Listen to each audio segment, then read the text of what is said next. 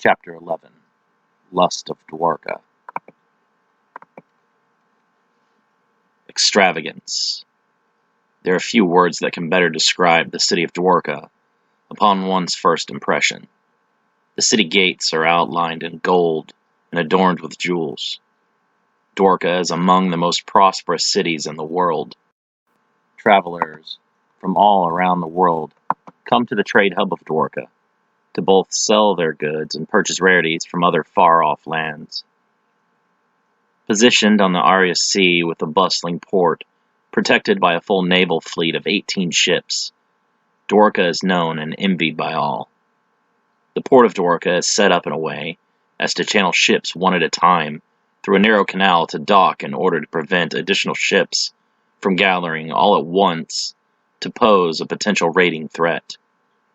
Many of the goods being transported are very valuable and often targeted by Shish and Galt raiders in the sea route to Dwarka from the south in the Gulf of the Sea known as Serpent's Bay. The northern Zhang Sea is already too perilous to travel due to a constant presence of pirate ships and having an expanse of land between them. But with the Shish fleet crushed by Tug, many visitors have taken to sailing along this route and following the Shela River to Dwarka as of late. Expensive jewels and minerals are mined in the east by the Jiangshang and traded in Dwarka for exotic fruits and meats from the southern jungles of Namibia. Above all of these goods, there is one product sold more frequently in Dwarka than anything else: companionship. There are 43 active brothels in Dwarka, with every single street covered with both male and female workers. While interactions can be done upon meeting this way, the workers are encouraged to bring back all prospective clientele, so that they may be tempted to indulge in alcohol and other pleasures offered at a modest upcharge. Because of its status as a worldwide hub of trade and culture, its selection of sex workers is second to none. The king of Dwarka, Doyle himself is seen frequently in brothels, always on the lookout for new and exotic treasures. Beyond Dwarka's trade economy, the rest of the city's interests fall under those of a varied religious nature. Over 100 different gods and goddesses are worshipped in the city. Whenever many peoples of different cultures and regions are gathered together in one place, they tend to bring with them their gods and idols for comfort and protection. Recently, Dwarka's most powerful religious sect has been the ever-growing cult of Nyarlathotep. Known to be ravenous for human sacrifice, Nyarlathotep is a god of carnal pleasures and lust. He has become the patron of the brothels and booming sex industry of Dwarka. And as they increase in profit and become more and more what the city is known for, so too does the serpent's influence and strength rise. The first of Nyarlathotep's followers to appear in Dwarka were female slaves from the land of Laba in the Gulf of Ethion. These slaves became popular choices with the locals, who had never seen skin so completely black before.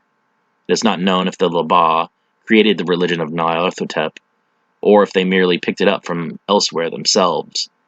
But in the main Ethion language of the Ak, Laba roughly translates to shedding to live forever. It is rumored that Nyarlathotep is an ancient being born of the blood from a supreme god's phallus, wounded in a struggle with a jealous wife. But with most religious tales, it's difficult to separate truth from myth.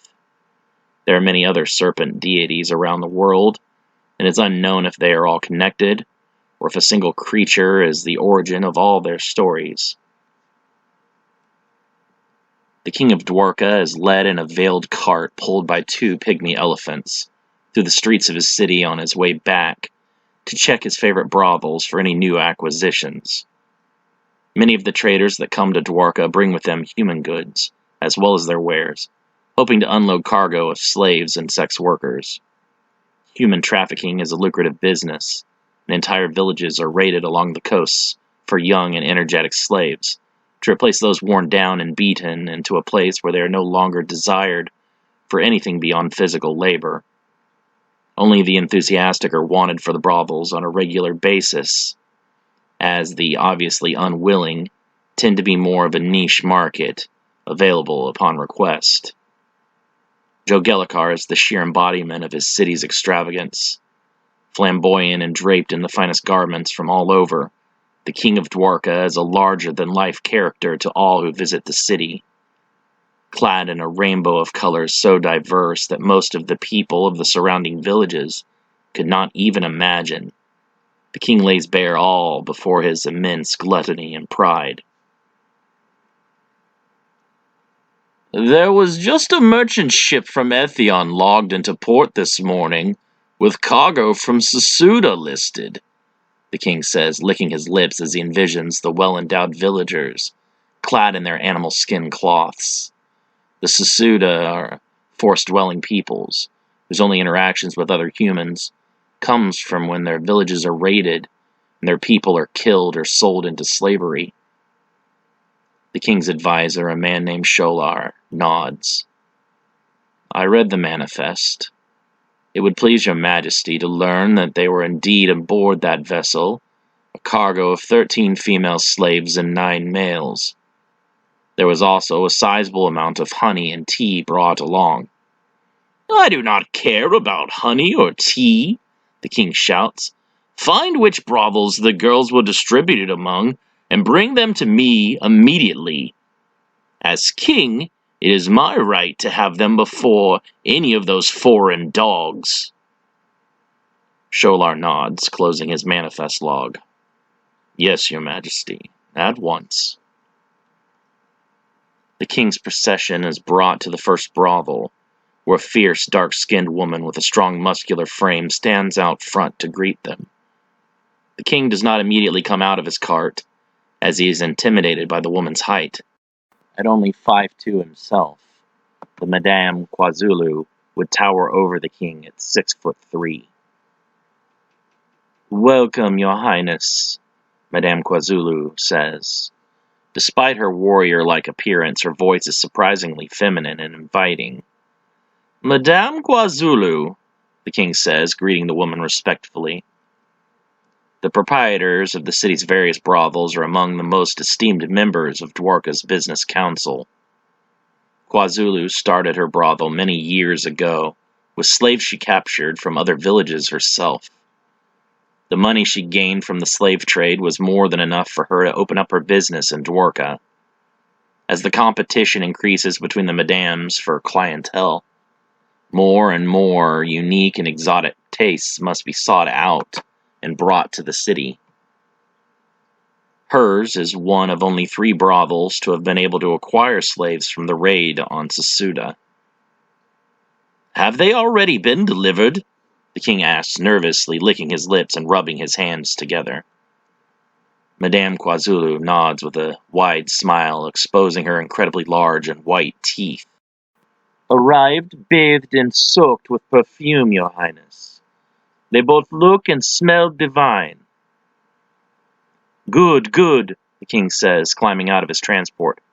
"Sholar, you will stand guard and make sure that I am not disturbed." "No one will enter while you are inside, your grace," Sholar says with a slight bow. While he is not physically intimidating, the king's advisor has tremendous authority, and everyone knows not to cross him. Getting on Sholar's bad side is the same as upsetting the king himself.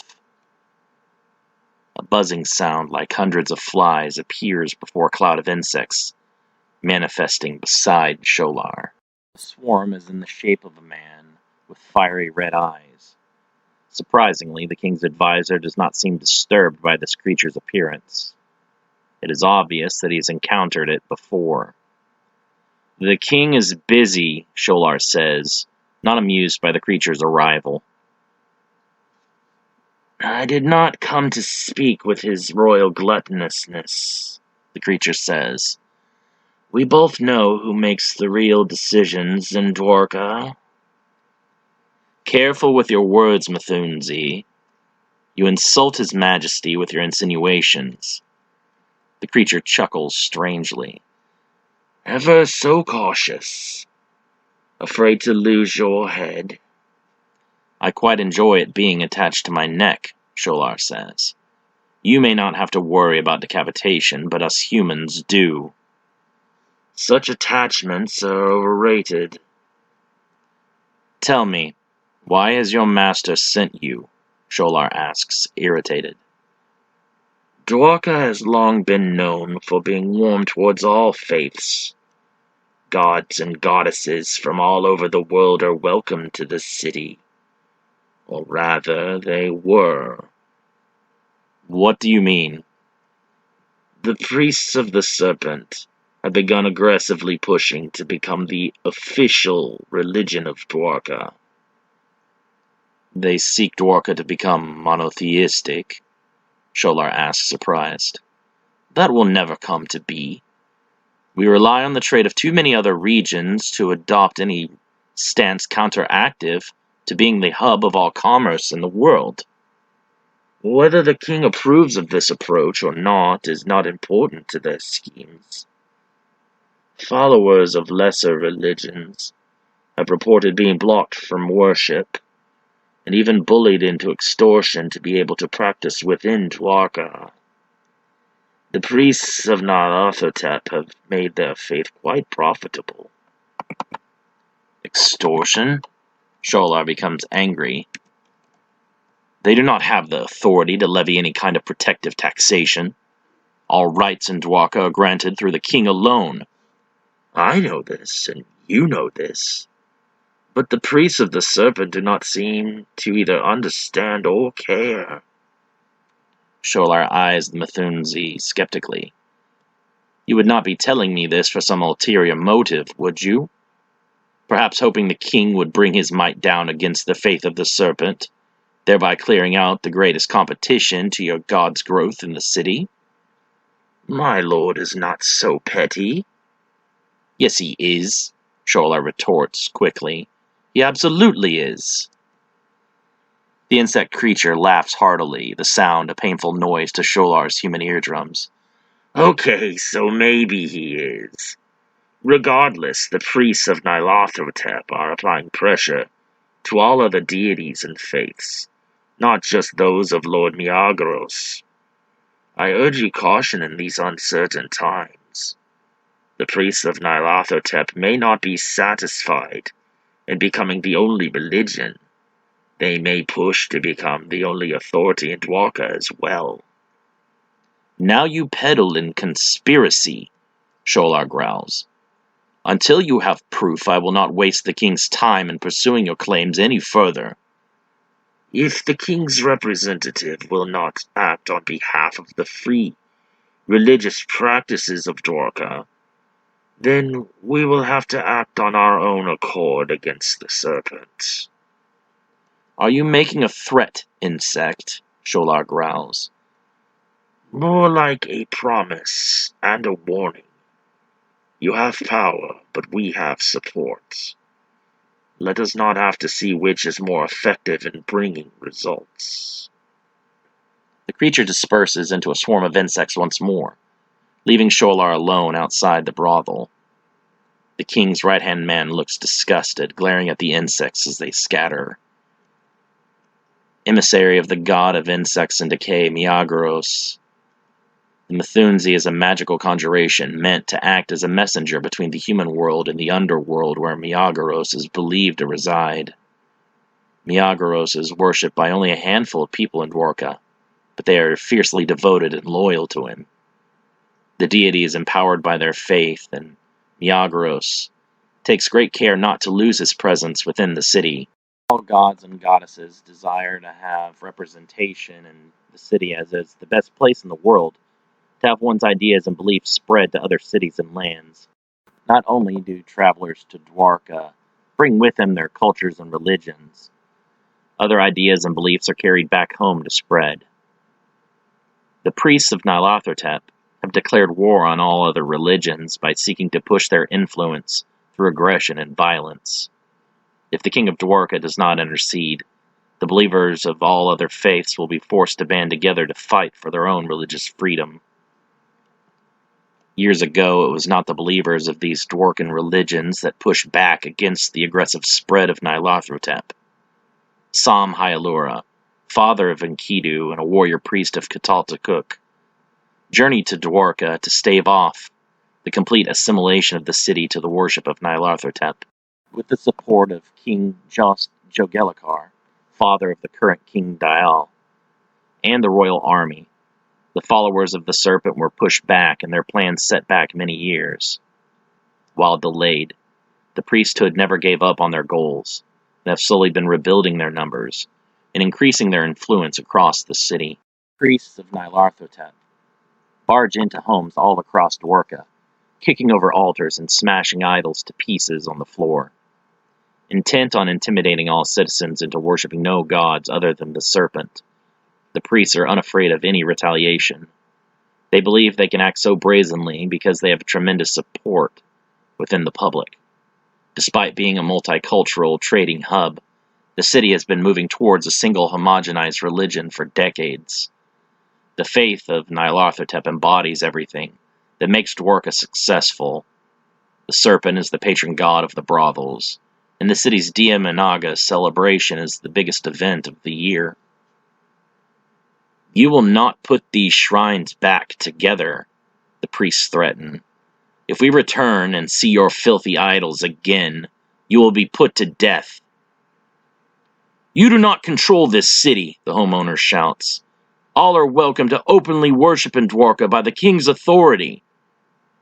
Things are changing in Dwarka, the priest says. The king's authority can only go so far. Nyarlathotep is the only real power here. His blessings are what allow Dwarka to thrive. If you anger him, you will not live long enough to regret that slight. The priests strike fear in some and draw cheers and praise from others. It is difficult for the city's leadership to not take notice. Fears that the serpent is making a second attempt to take over the city 2 decades after its last try seemingly fall upon deaf ears. The king does not act to stop Nyarlathotep's aggression, despite his father being integral to the opposition of the serpent's past coup. In the popular bar, the Mashindi, the patrons discuss many of the topics usually spoken about at length among the many social drinkers. Politics and the economy are popular topics, but the growing religious tension in the city easily becomes number one. Behind the counter is a prominent idol, a golden effigy of the Melamite god Bar Shaman. As the city of the Melam's god of hospitality, Bar Shaman is a frequent sight in bars and taverns all across the region. Bar customers often tip the god for good service at the end of a pleasant night drinking, in addition to the bartender. Several priests of Nyarlathotep enter the bar. Their scornful gaze is immediately drawn to the shrine to Bar Shaman. The patrons of the bar glare at the priests with equal ire. Just as the priests do not want other gods in the city, the bar-goers do not want the priests in their establishment. Why are you here? Are there not whore breasts for you to drink from?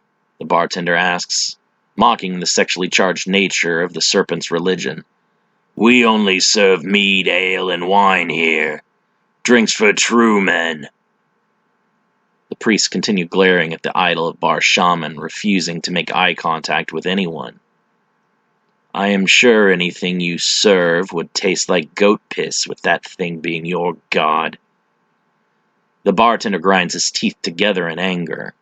If you would like to fight to prove you are real men, that can be arranged. Several men begin to surround the priests. We are not scared of you. Nyarlathotep gives us all the strength we need. A vicious brawl erupts, trashing the bar. Men are thrown through tables and pottery is shattered against skulls. Before further blood can be shed, the fight is broken up by members of the royal guard. The city is headed towards chaos, Sholar says as he stands before the king. Violence is breaking out all across Dwarka. As our economy slips, frustrations grow. Many are turning to violence as their outlet. There's growing religious strife between the many faiths of our city. Have you discovered the cause of our shrinking commerce? The king asks. He is concerned for the future of Dwarka and his own legacy as ruler.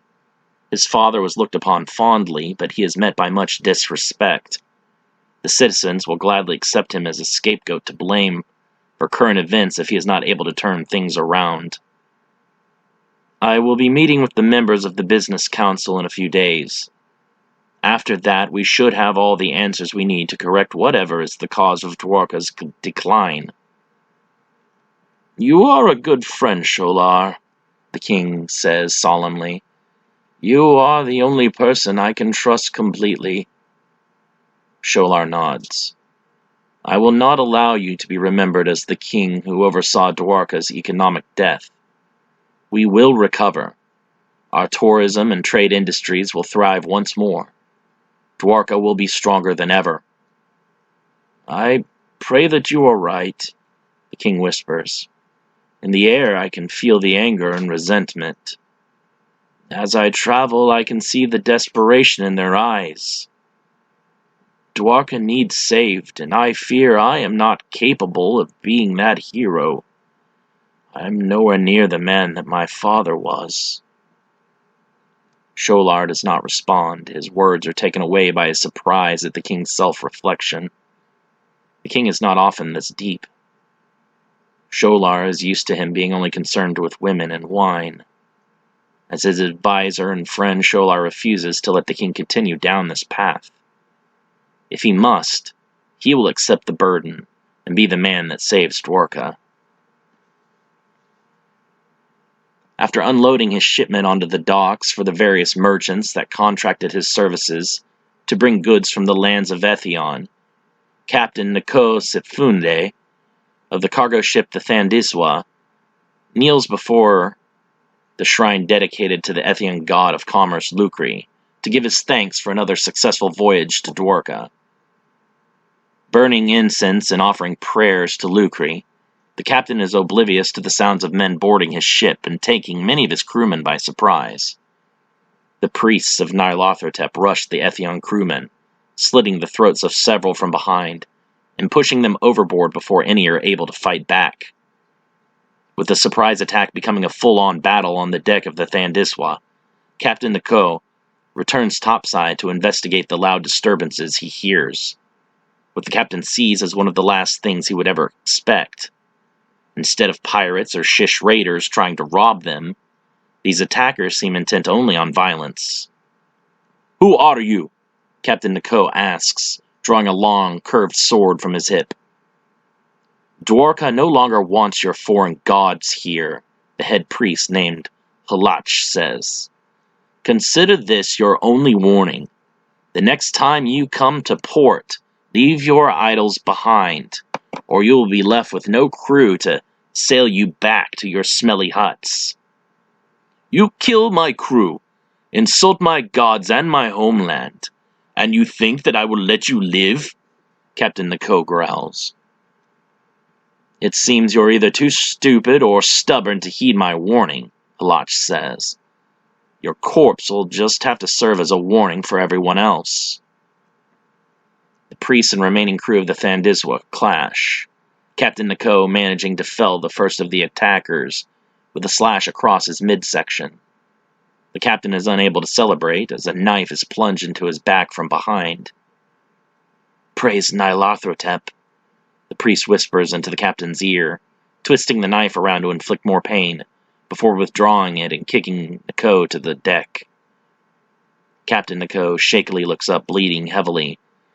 To hell with that worm! The gods of my people welcome me home. The priests finish off the rest of the crew and leave the docks. Killing off merchants and trader ships is going to hurt Dwarka's economy, one of the priests named Lungelo says, cleaning blood off his weapon. Only in the short term, Halach says. The money will not remain unclaimed for long. When the foreigners learn that they need only worship the god of Dwarka to conduct business here, the greed of man will bring them back. They will beg us for the opportunity to make money once again, with no regard for their customs or beliefs. Nowhere else in the world presents such opportunity for wealth. how long before the king begins to notice what we are doing? The king is a joke, Halach laughs. He is too busy with his wine and women. By the time he notices anything has changed, Dwarka will no longer belong to him. Should he wish to work with us, he will remain a figurehead for the city. If he instead confronts us as an adversary, it will spell the end of his monarchy. One of the priests hangs back, trying to conceal his trembling hands. Racked with guilt, he shuts his eyes tightly.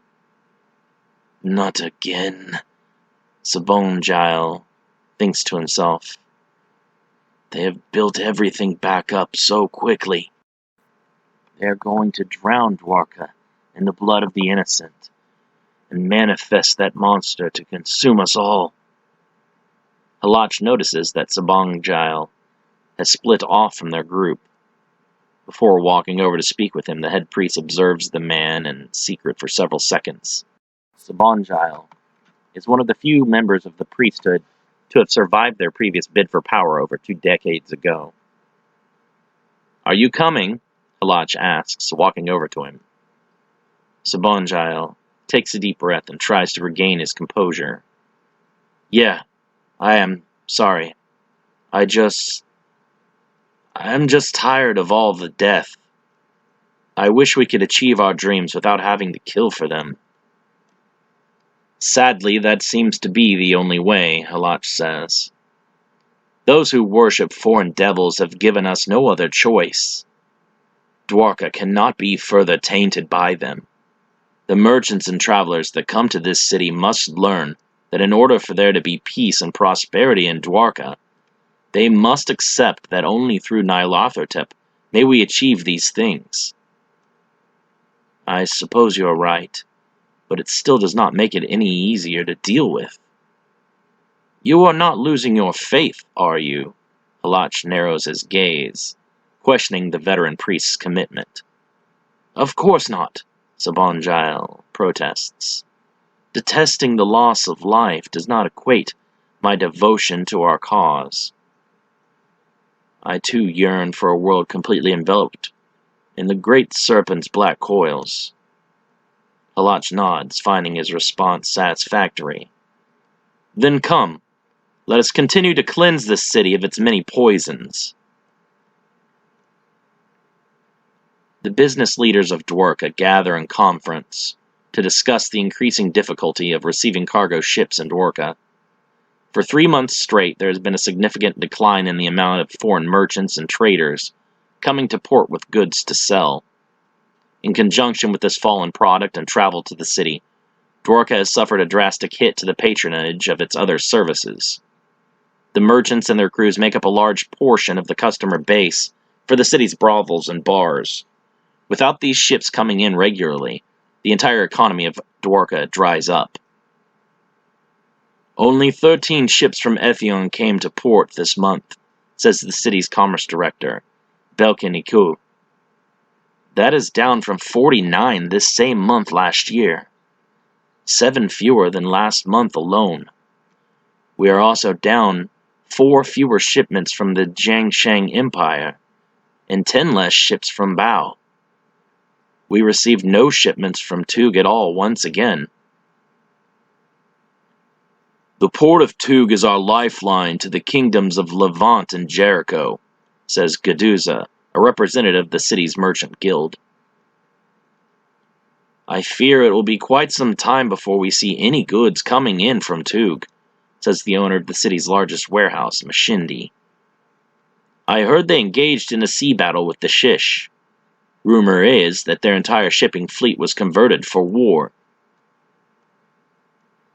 It would be in the best interests of Dwarka to send a delegation to Tug to investigate, Sholar says, representing the king. The port of Tug is the nearest to us and is our most important. We are heavily dependent on everything that the West provides us. If that port is closed, our city cannot survive as it has.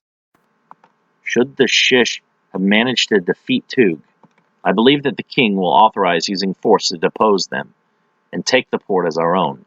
That location is too critical to Dwarka, both economically and strategically. "And what then?"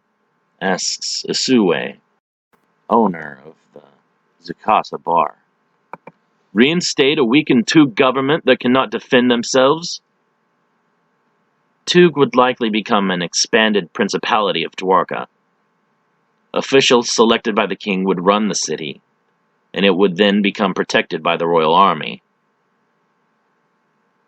Can our resources be stretched so thin right now, considering we are suffering the first economic decline we have had in over 100 years? Machini asks. Ensuring our ports are open and running smoothly is key to re-establishing Dwarka's economic superiority. Our city lives and dies by our sea traffic. The loss of a port like Tug's is a crippling blow that cannot persist. Even if we must man the port ourselves, it must remain open and busy, Sholar says. "Do we know why the other shipments have been in decline?" Gaduza asks. "It cannot all be due to a war with the Shish." "We have not levied any new taxes or port fees," says the city purser, Kiaole, too. "So it is not something that we have directly influenced through policy change." Sholar shifts uncomfortably, fearing that he knows the root cause of their current troubles. "Several of the ship captains have reported harassment at the docks," a man named Yangawu says. Yangawu acts as an investigator of crimes in Dwarka, known as an Olathandu. "We have also discovered the bodies of many foreigners slain in port, and ships abandoned of all crew." "Do you have any suspects?" Isawe asks. Yangawu nods. "Members of the priesthood of Nyarlathotep have been identified as those harassing foreign merchants and visitors. We believe the two are related, but we have not been proven of this yet."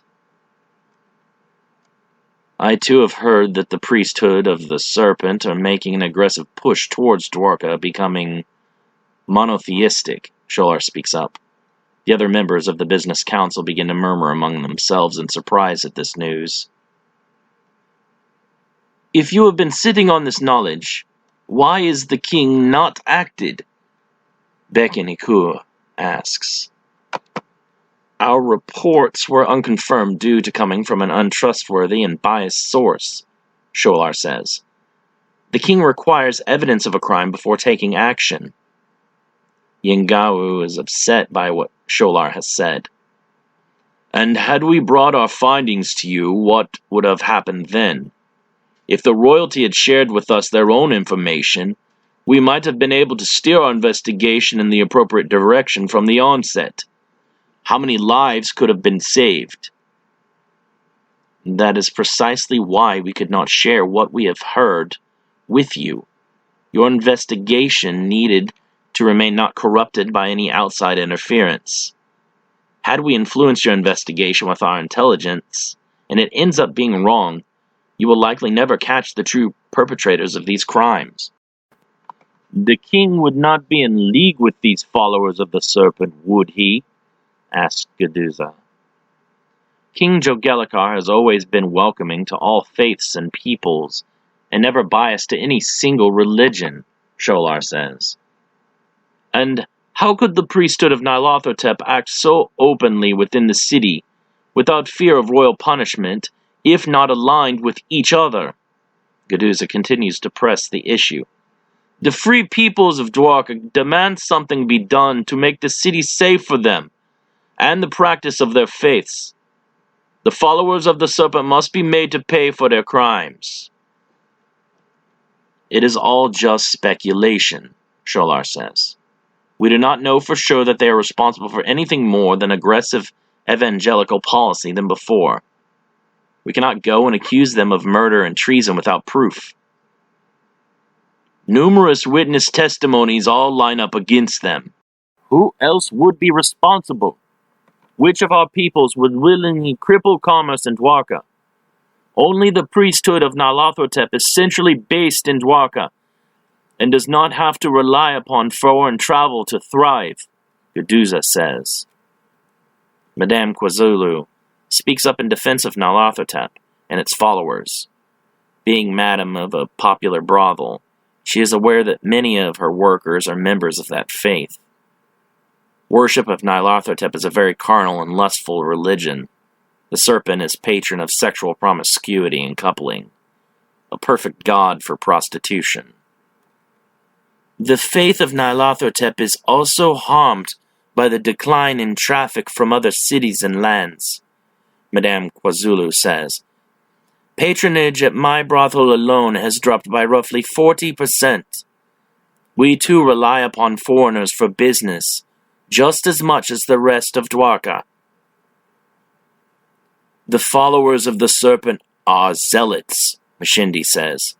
They will willingly sacrifice Dwarka's economy if that means a successful spreading of their poisonous religion. We all know they seek to spread to all lands and peoples to choke out their faiths and cultures. It has been attempted before, several times in the past. He glares at the madam. Some of us were around 23 years ago when they made their first grab for power. Our city was nearly destroyed by that greed, and might never have recovered if not for King Jogelikar's leadership. He turns towards Sholar, still angry. That would be trust Jogelikar, not the worthless vomit of his loins Doyle. What then are you suggesting? Sholar asks. That the king send his men to seize the priests of Nyarlathotep, with no evidence of any crimes committed?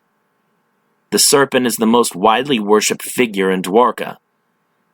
The response from the populace would be horrendous. So then, you are siding with them? Guduzu asks. He is only being reasonable, Madame Kwazulu argues. Maybe you should set aside your own hatred for the serpent and think clearly. Of course you would support royal inaction, Guduzu shouts. The king is too busy fucking your whores to properly govern his city. Enough, Sholar shouts. I understand that this is a stressful situation for all, and very concerning for our future. But you have teetered upon treasonous speech twice now. I will not tolerate a third time. Guduzu backs down reluctantly.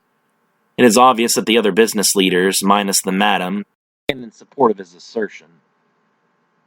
I will speak with the priests of Nyarlathotep and listen to their defense myself, Sholar says. They are not going to tell the truth, Guduzu says. They are going to deny everything. I am no fool, Sholar says. I know how to ask questions very carefully and watch for tells. Being as close to the king as I am, I must vet all who seek audience with him.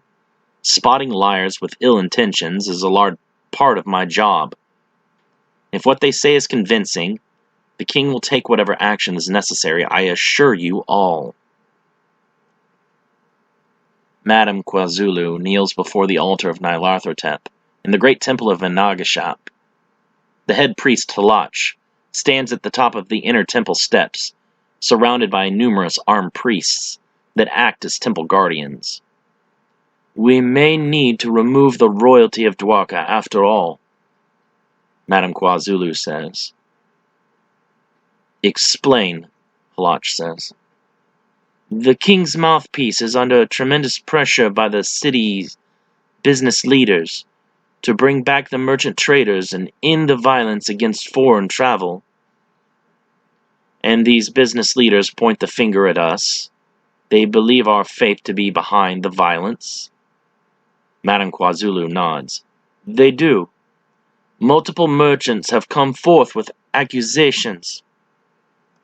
Accusations will not be enough to sway the public to their side. Is the royalty working with the Olathandu to investigate this matter? The king's representative did not seem to willingly cooperate with the Olathandu. May still be able to influence his decisions. Whatever Sholar believes, so too will the king. His Majesty has no thoughts or opinions of his own. Discover Sholar's vices and use them to tempt, persuade, or blackmail him even, into siding with us and shutting down the Olathandu's investigation. And if he cannot be persuaded to our side, then as you said, the royalty of Dwarka may need removed. The city is wholly supportive of our priesthood and God. Dwarka thrives on his blessings and benefits more than any amount of foreign commerce. Our festival nears. Let this year's celebration be the greatest of all time. Let it be a confirmation of Dwarka's support for us, and a declaration for all the world to see our inevitable spread. Nyarlathotep shall stretch his reach beyond Dwarka, and gain the adoration and love that he has always deserved. Madame Kwazulu nods. It is as you say, Sain She Salah. The priest nods. Sain She Salah. As the madam departs, the priests begin to talk with each other about the situation. I knew killing that ship captain was going too far, Sabongjile mutters, wringing his hands. Of course the Othandu would investigate an abandoned ship still docked at port. We should have taken the ship out to sea and sunk it at the very least. And how would you have done this? Would you have assembled a crew yourself? Halach asks. Remember that we slew all of the ship hands. Every bar has out-of-work ship hands that have been left behind. We could have easily assembled a team of unemployed vagabonds and drowned them out at sea with the ship. Our point has still been made. How many other gods have you seen openly worshipped in Dwarka lately? The other faiths are in remission, while ours only grows in strength each day. The king still has his royal army. We do not have the manpower to go to war with them. Halach grins. Like the king, his army are frequent patrons of our city's finest establishments. They will not be a threat to us. Sholar oversees the unloading of cargo from a ship into royal carts. The shipment is of goods specifically designated for the royal palace. Madame Kwazulu approaches, alerting the king's advisor by her scent long before he ever sees her coming. The strong smell of flowery perfume used by workers in the brothels is overpowering. Madam, Sholar says flatly. How is the most powerful man in Dwarka today? She asks. What do you want? He's not falling for her flattery. As the king's right-hand man, he is not easily bought. She smiles. Oh, I think I would much rather hear what it is that you want. Sholar sighs. I have no interest in your whores, if that's what you're getting at. If women are not your taste, we have plenty of equally beautiful men in our employ as well. We do not judge. I will not fall to any kind of bribery, Sholar growls, annoyed. My integrity is much stronger than my libido. Madame Kwazulu laughs. You have not found what it is that truly excites you. Have you tried younger? What about taking someone against their will? If you have nothing of substance to say, then I bid you farewell. I have many duties left to perform today still. Madame Kwazulu begins to grow frustrated. She is not used to rejection. Typically, her advances and propositions are enough to get her whatever she desires. How far will you go to protect your king? She asks. What do you mean by that? Sholar asks, concerned. Was that a threat? The king puts himself in many compromising situations. It must be very difficult to keeping him out of trouble. The constant spin must be tiring. I do not see how you do it. She begins to walk away. I wish you continued success.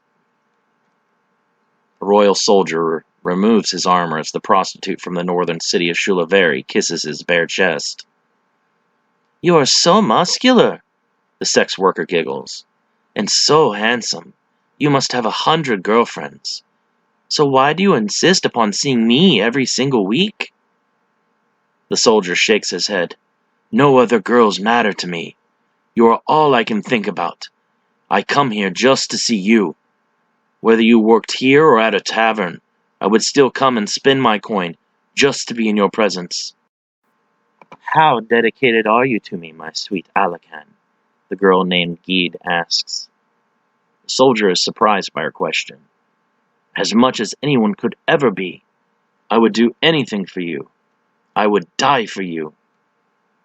Would you really? She stops kissing him and begins to pull away and put her robe back on. I need proof. What? Prove your devotion to me, and I will be only yours and no one else's. You mean that? Truly. She nods. When the time comes that your king needs assistance, do not give it. Turn against your fellows, and make sure that the king remains alone. That is what I require as proof. The king lies with 3 girls from 3 different far-off lands. Their vitality and endurance is greater than the man, and they prod at him to continue, even though the king is out of breath and wants nothing more than to go to sleep. No more, you damned Quarina! The king pants, calling the girls an insult akin to a modern succubus. I am completely spent! Madame Kwazulu pulls back the curtain and nods towards the girls before leaving once more. In rooms all across the brothel and many other brothels across the city, prostitutes draw knives and turn on the soldiers of Dwarka while they are at their most vulnerable and unsuspecting. Blades are plunged deep into sides and backs and throats. One of the girls leaps at the king, but he manages to fight her off and knock her across the room. The girl hits her head hard against the wall, rendering her unconscious. Blood runs from a deep cut on the king's arm as well as from the prostitute's head as she lies motionless on the floor. What is the meaning of this? The king shouts in alarm. Guards! Several of the royal soldiers, not with prostitutes, tasked only with standing guard outside of his room, begin to rush towards the room at the sound of their king in distress. Alakan stands in between the guards and the king's room. What are you doing? One of the soldiers asks. Stand aside! Alakan steps to the side, but as the soldiers pass, he draws his sword and slashes outward. The lead guard's gut is split open, and he falls before any of his fellows can react. Alakan screams in fury and anguish, tears in his eyes, as he throws himself towards the other soldiers. Inside the room, the king is unable to continue fending off the attacks of the 2 remaining prostitutes. Their knives plunge into him again and again. The prostitutes moan in ecstasy as the king's blood covers them. The girls violate the king's body with their knives, even as his hands drop lifelessly to his sides, and he is no longer able to defend. For all the times he pierced them with his disgusting body, they pierce him over and over with their blades. That is enough, Madame Kwazulu says, peering again through the curtain to see the carnage. He is dead for sure. No need to continue to make more of a mess. One of the girls kicks his body for good measure before spitting on him. Long live the king, she laughs. Alakan sits on the floor outside the king's room, sobbing. All of the royal guards lie dead around him. The blood of his brothers covers his face and armor. You did well, Alakan, Madame Kwazulu says. Gede and Nyarlathotep will love you forever for this. Where is Gede? I need to see her now. Not yet, Madame Kwazulu says, rubbing his shoulder in comfort. You still have unfinished business. Alakan nods, going outside to Sholar, who sits alone in the king's cart. What happened? Sholar asks, alarmed. You're covered in blood. The soldier struggles with his lies. The dying sounds of his fellow soldiers by his own hands still haunt him. It is not my blood. Sholar becomes nervous. The soldier is acting very strange. Where's the king? Is he safe? You must come inside, Alakan says, still distressed. The king has been attacked. The citizens of Dwarka gather in the city square to witness the public execution of the conspirators in the murder of King Doyle Jogelikar. These devils took from us a great man who oversaw the thriving of our city, Halach says. Before him on wooden poles are strung up the beaten and barely alive forms of Sholar and the other business and religious leaders of Dwarka that stood against the priests of Nyarlathotep. They spun horrible lies about the king and our god. The tongues of all the men have been removed, so they cannot say anything in their own defense. But no longer can they speak their blasphemies. Now they must face their judgment from the very city they challenged. The citizens of Dwarka boo and throw things at the prisoners. Alakan stands guard beside the priests, honored as the brave soldier who unearthed the plot against the king and brought down his murderers. The poles are set on fire and prayers are offered to the serpent god of Dwarka. Now emboldened and in complete power of the city, the priests of Nyarlathotep sweep over the city, now supported by the former royal army. Altars to foreign gods are destroyed, and people are dragged from homes and businesses to be beaten into submission or added to the flames. Mthunzi watches the entire scene unfold from a rooftop. He focuses on Sholar's body as it burns. You did this to yourself, the creature whispers with regret. All you had to do was stand with us against the serpent. Now this city belongs to them. There is no going back. Dwarka is lost. He scatters into a swarm of insects and disperses. Mthunzi reappears outside a home, taking on human form again. A woman inside of the home keeping watch allows the creature to come inside. It is already finished, Mthunzi says. We were unable to save Dwarka from itself. The king is dead? The woman asks. Mthunzi nods. As is anyone with power not a follower of the serpent.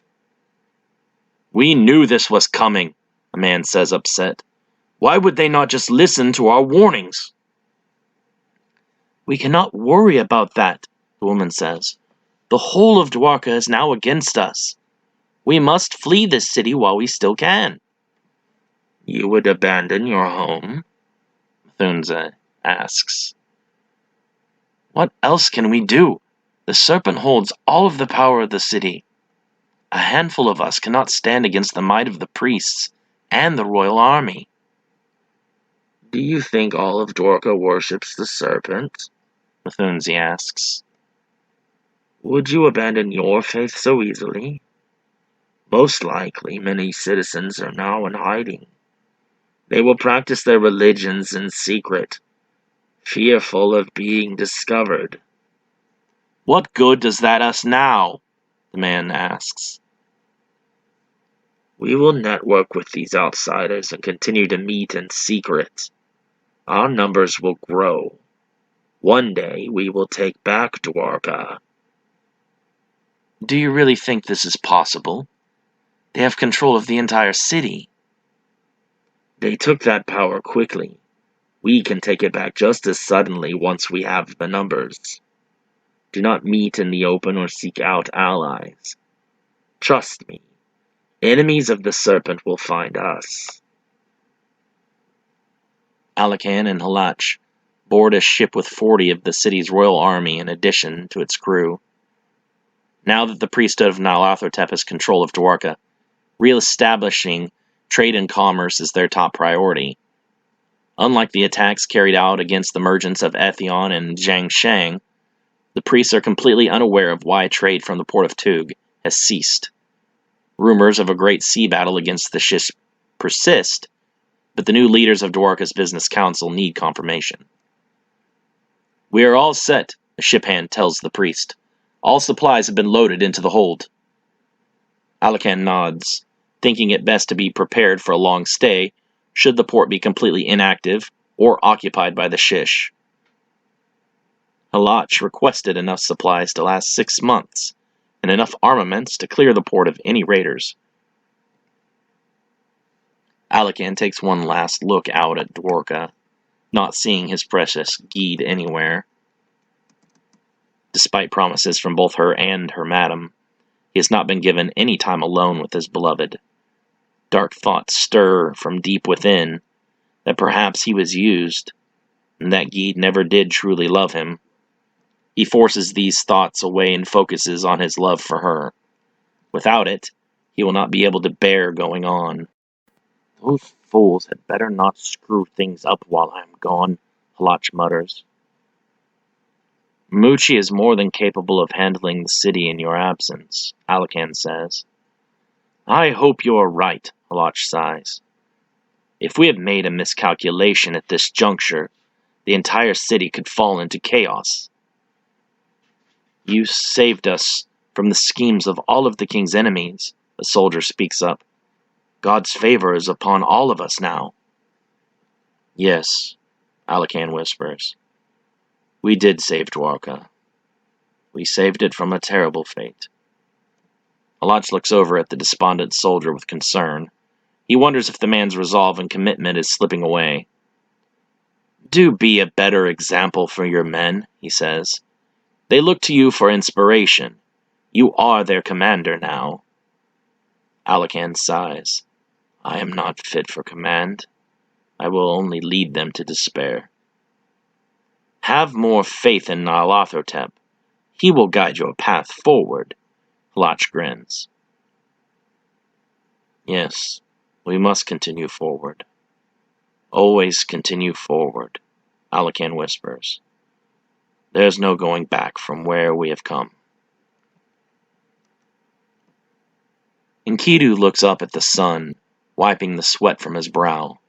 The warrior priest works tirelessly in the fields, plowing the land to prepare the ground for sowing. Behind him, Sameka plants seeds, and Nehemiah utters a blessing upon each of them, bidding the plants to grow strong and quickly. With their green magic, the prayers of the priestesses are not just superficial. The blessings act as incantations, commanding the plants to do as instructed. In what would normally take months, these plants will be ready for harvest in only a few weeks.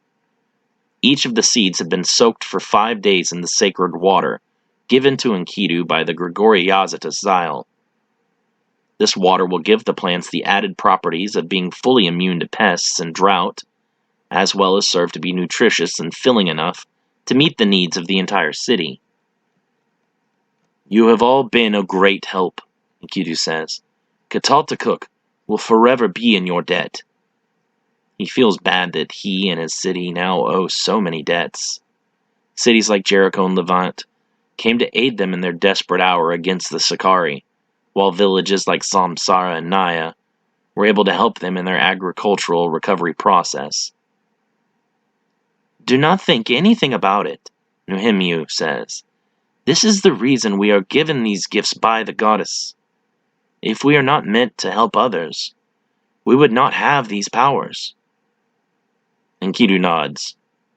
Even so, Kataltakuk shall not forget all you have done for us. Simeon runs to the field out of breath. Tarvin's caravan has returned from Naya. Enkidu leaves to greet the return of his young friend from his 3-week-long trip to the city of Naya. After journeying with the young man for over a month to Tug and back, Enkidu now shares a strong bond of respect with Tarvin. As he reaches the rear city gates, he is met by the first members of Tarvin's 9-member caravan. The villagers each carry young lambs, goats, and pigs into the city in their arms. It is good to see that you have returned back safely, Enkidu says. I trust all went well? Tarvin nods, dismounting his horse. 65 yearlings from Naya. We only lost 2 lambs to the return trip. 63 yearlings should be enough to breed and butcher. Barring a rash of disease, we will be able to establish our own stock. Were you able to get the village chief to agree to our payment offer? The chief was adamant that he did not require payment, Tarvin replies. He said that he was giving us the livestock as a gift of our 2 cities' friendship. and that friendship is cherished, but we already owe so many debts. Naya is not a rich and prosperous city like Levant or Jericho. Anything they give us only takes food away from their own people. I relayed that very sentiment. Begrudgingly, the chief finally accepted. After our second harvest, we shall bring to Naya enough vegetables and grain to replace 3 times the weight that which would be consumed by the total yearlings. Good, Enkidu says with relief. I was worried the chief was going to be stubborn on this issue. Tarvin begins to laugh. Well, he was more adamant that I take one of his daughters as my wife. Enkidu's gaze narrows. You did not. Tarvin holds his hands up in defense. Of course not.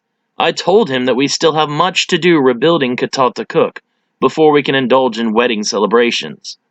Tarvin notices Enkidu is covered in sweat and dirt from working the fields. Do you think it will be enough? 2 harvests is not a lot to feed our entire city for a year. If the priestess's magic succeeds, we should not have to wait that long before we are able to plant again. If the time from planting to harvest is reduced, as much as Nehemiah estimates, we should manage as many as 7 harvests this season, before the weather becomes too unfavorable. I expect we'll be able to put away 2 or 3 harvests in storage for the harsh seasons at that rate. And if they are unsuccessful, Tarvin asks. He does not want to be negative, but with stakes this high, he knows they cannot leave anything to chance. Then we will do as we always do, Enkidu says. Kataltakuk will survive. If we are anything, we are a city of survivors. Tarvin looks out across the city, seeing several of the refugees from Tug, integrating themselves into the daily lives of Kataltakuk, and smiles. Anlum is busy brushing down a horse, but she sees that Tarvin has returned and waves to her friend. Yes. Yes, we are, Tarvin says.